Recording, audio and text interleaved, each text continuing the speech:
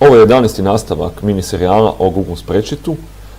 U ovom nastavku ćemo pogledati jedan tipičan problem koji ljudi sa lakoćem rješavaju putem Google Spreadsheeta. Radi se dakle o jednom troškovniku. Mi ćemo nabrojati neke stavke koje želimo kupiti, navešćemo jediničnu cijenu svake pojedine stavke, količinu broj komada koje nam te stavke treba, a pomoću spreadsheeta ćemo onda izračunati koliko ćemo ukupno za svaku stavku morati platiti i koliko ćemo ukupno morati platiti za cijeli taj troškovnik. Ne. Dakle, kreirat ćemo novi spreadsheet dokument pomoću ove ovdje tipke, znači novo. To ćemo kliknuti, te ćemo odabrati ovu stavku Google tablice. Čekam da ovo dođe k sebi, dakle ovo je sad tu malo posivljeno, čekam da to se odsivi. Sad se pojavila ova ikona u radu, opet još malo prečekam. Ok, u ovom trenutku je sad Google Spreadsheet spreman za korištenje. Prvo što ćemo napraviti da kako imenovati ovaj spreadsheet. Nazvat ćemo ga tečaj vježba 11. Stisnem Enter da potvrdim unos. Sada, dakle, želimo, ova tablica će se sastojati od popisa stavaka, njihovih jediničnih cijena, količine koje želimo kupiti i iznosa koje ta stavka konkretno iznosi, znači koliko ćemo morati platiti za tih n stavaka. Dakle, prvi stupac će biti stavka. Tu sam unio naslov stupca. Drugi stupac neka bude jedinična cijena. Treći stupac ćemo nazvati količina. Ovome ići i na. Četvrti stupac ćemo nazvati iznos. I to je to. Ono što ćemo sad odmah napraviti je ovdje da ćemo ovaj tu tekst ćemo malo staviti da je debljim slovima označen, da se malo istakne. To ćemo raditi tako da ćemo prvo selektirati ćelije koje želimo podebljati. Selekciju radimo tako da kliknemo na prvu ćeliju, držimo tipku miša i onda vučemo kursor miša sve do zadnje ćelije. I onda ovdje otpuštamo kursor miša, odnosno tipku na mišu. I sad ćemo ovaj tekst ćemo podebljati tako da stisnemo na ovdje B. Dakle, stisnut na B i ovo je sad postalo deblje. Ono što se sad dogodilo je to da je ovaj tu stupac, pošto je deblji tekst je malo širi, ovaj stupac je postao nedovoljno širok da ovaj cijeli kompletan tekst stane ovdje ćeliju. Ono što ćemo sad napraviti je, mi ćemo ovu ćeliju malo proširiti, znači ovaj stupac ćemo proširiti. Dakle, ovi stupci, kao što možemo vidjeti, su sve sada jednake širine, odavde do ovdje, međutim, ta širina je varijabilna, dakle, mi možemo mijenjati širinu svakog pojedinog stupca. Širinu mijenjamo tako da kliknemo na ovu liniju koja se nalazi između dva stupca. Kao što mi vidimo, sad se kursor se promijeni u ovu nekakvu čudnu stranicu, sad stisnemo lijevu tipku miša, držimo tipku miša i pomlačimo miš lijevo i desno sve do toga dok ne dobijemo širinu koju želimo. Evo sad ću staviti malo preveliku širinu, pa ću sad opet ponoviti postupak i malo ću stupac te skratiti, suziti. Eto, sad smo dobili širinu stupca koja nam odgovara. Sad, ovdje ima jedan zgodan trik što se širine stupaca tiče, a to je da Google Spreadsheet može sam podesiti širinu stupca tako da ga suzi ili proširi sve dotle dok tekst koji se nalazi u tom stupcu ne stane u taj stupac. Dakle, ovdje recimo konkretno u ovom stupcu C mi imamo previše prostora. Znači ovdje je neiskorišten prostor i taj nam je nepotreban. Mi možemo taj stupac suziti na način kako smo to do sada radili. Međutim, ono što je zgodan trik koji ovdje postoji je taj da mi pozicioniramo ovaj kursor miša iznad ove linije i umjesto da sad stisnemo lijevu tipku i da krenemo to vući, mi napravimo dvostruki klik mišem, znači dvostruki brzi klik mišem. Ono što je sad Spreadsheet napravio sam, on je prilagodio tu širinu stupca da odgovara ovom ovdje tekstu. Znači ovaj tekst je ovoliko širok i sad taj stupac se automatski prilagodio. Ok, ajmo sad smo gotovi sa nekakvim ovim osnovnim informacijama o tablici, možemo početi unositi stavke. Međutim, sad sam skužio da sam jednu stvar propustio. Propustio sam dodati redni broj stavke. Dakle, bilo bi zgodno imati redni broj stavke, a želim da se taj redni broj nalazi kao u prvom stupcu. Međutim, sad prvi stupac mi je ovdje već zauzet. Sad koja bi mi opcija bila? Opcija A bi bila da obrišem sve te vrijednosti, pa da ona se ponovo ispočetka unosi. Međutim, ovdje isto ima jedan trik, a to je da mi možemo nove stupce umetati ispred ili iza ili na bilo koje mjesto unutar spreadsheeta. To radimo tako da kliknemo na ovaj ovdje trokutić koji se nalazi unutar jednog od stupaca. U ovom konkretnom slučaju ja kliknem na stupac koji želim pomaknuti desno. Sad kliknem ovdje i sad mi se ovdje pojavile su mi se različite opcije. Ja ću odavdje odabrati opciju umetni jedan s lijeve strane. Ta opcija će napraviti to da će umetnuti sa lijeve strane od ovog stupca jedan potpuno novi prazan stupac. Ajmo pogledati šta će se točno dogoditi. 3, 4, klik. Evo, kao što možemo vidjeti, ovdje se sad pojavio stupac A koji dalje nosi naziv a svi ovi stupci, sav ovaj sadržaj je pomaknut na desnu stranu. Pri tome je čak i zadržana širina tih stupaca. Dakle, ovaj stupac je bio uži, sad je i ostaje uži. Samo se sve pomaknulo malo u desnu i napravio se prostor da ovdje mogu pisati neki novi naslov. Nazvat ću to redni broj i ovaj stupac ću također suziti, pošto redni broj neće biti jako veliki, ovo je prevelika širina, dakle stavit ću kursor miša iznad ove linije koja razdvaja dva stupca i dva ću brzo kliknuti. Ok, sad možemo početi unositi stavke. Idemo prva stavka. Sad, ovdje smo mogli vidjeti da ja sam ovdje stisnuo 1 i lupio sam Enter. Šta se dogodilo? Dogodilo se to da mi je selektirana čelija koja se nalazi ispod ovog ovdje redka.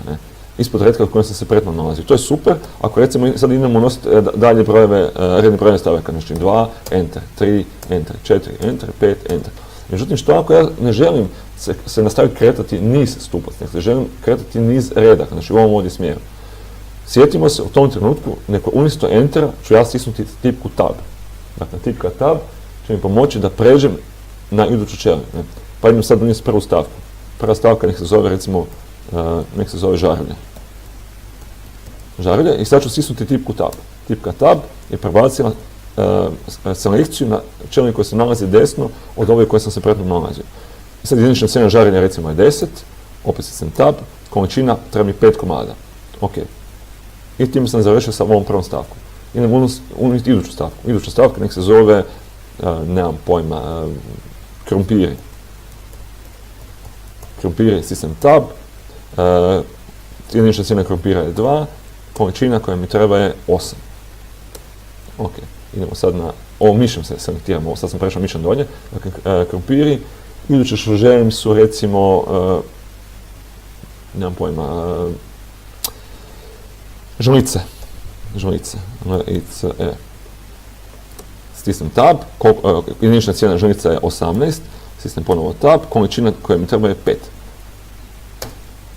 5. Sad se jedna zgodna fora dogodila, a to je kad sam ja sam dakle stisnuo Tab da pređem ovu čeliju, stisnuo sam Tab ponovo da pređem ovu čeliju, kad sam došao u ovu čeliju, kad sam unio brojku 5, onda sam pritisnuo Enter, dakle pritisnuo sam Enter i dogodilo se to da me taj Enter prebacio skroz na početak ovog ovdje.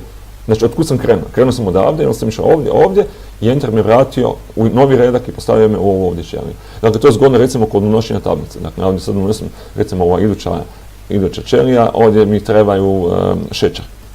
Šećer, znači sistem Tab, jedinična cijena šećera je 2, sistem Tab, koliko mi treba šećera, treba mi 3 kg i sad na kraju sistem Enter. I on me vrati ovdje na početak, znači, zato što sam krenuo iz ove ovdje čelije. Znači išao sam Tab, Enter dolje. Ne? To je zgodna fora. Ok, znači tu imamo šećer i šta je još? Šalnice. Šalnice, jedinična cijena je 20 i treba nam je 10 komada. Ok. Dobro, sad sam dobio sve ovo unio sam sve ovo što ručno moram unositi, međutim, stupac koji je ovdje ostao prazan je stupac koji se zove iznos. Ne? Znači u taj stupac ja u biti trebam sad izračunati koliko ja moram platiti za ovih 5 žarulja. Ne? Ovdje imam jediničnu cijenu, imam koliko košta svaki od tih koliko komada trebam, znači ovaj iznos odgovara umnošku ove dvije brojke.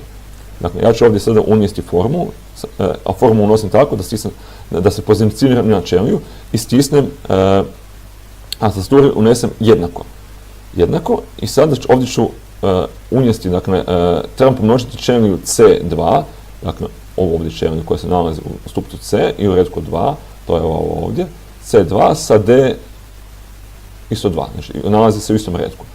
Znači ja ću sad ovdje unijesti C2 puta D2. Kao što možemo vidjeti kada ja ovo unosim, on mi ovdje automatski farba, odnosno zaokružuje ove čelije nekakvom bojom, to sam već prije spomenuo, dakle ova žučkasta boja odgovara ovom žučkastom slovu. Ne? To je nekakva mala pomoć. I ok, nakon što sam dakle ovo unio, ja pritisnem tipku Enter. Ne? I sad je on ovdje automatski izračunao, dakle 5 puta 10 je 50. Znači ovo ovdje iznos je automatski računan. Ono što smo vidjeli već i prije, znači ako ja promijenim količinu, znači unesem ovdje recimo treba mi 3 komada, iznos će biti automatski ažuriran. Ne? Dakle, ja sad idem unositi ovdje ponovo istu tu formulu i sad umjesto da pišem C3 puta D3, ja ću ovdje samo kliknut ću na čeliju, uvijek ću jednako i onda ću kliknuti na čeliju koju želim da uključiti u tu formulu. Dakle, samo kliknem ovdje. I on je automatski meni ovdje opisao C3. I sad ću na tastaturi stisnuti zvjezdicu i onda ću kliknuti na ovu čeliju koju želim da se nalazi sa desne strane tog umčka, na ovdje čeliju. I on je automatski sad napravio ovdje da piše C3 puta D3. I sad samo pritisnem tipku Enter. Da izađem iz čelije, da se ta formula spremi. Ne?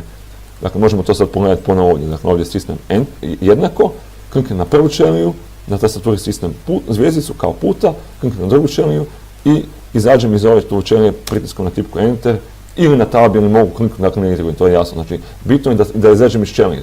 Sjetimo se da izlazak iz čelije možemo izaći tako da stisnemo klik na drugu čeliju, znači pritisak na Enter ili pritisak na tab.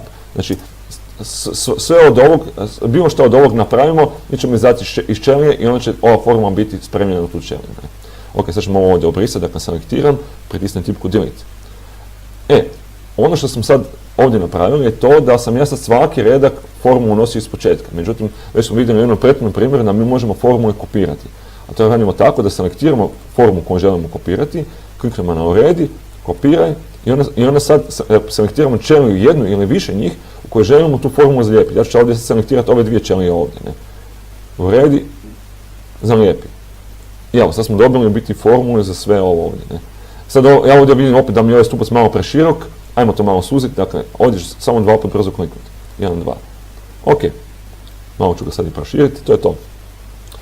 Onda dodat ćemo ovdje još jedan redak, sad ono što mene ovdje interesira je koliko je ukupni iznos ovog svega što moram kupiti. Ne?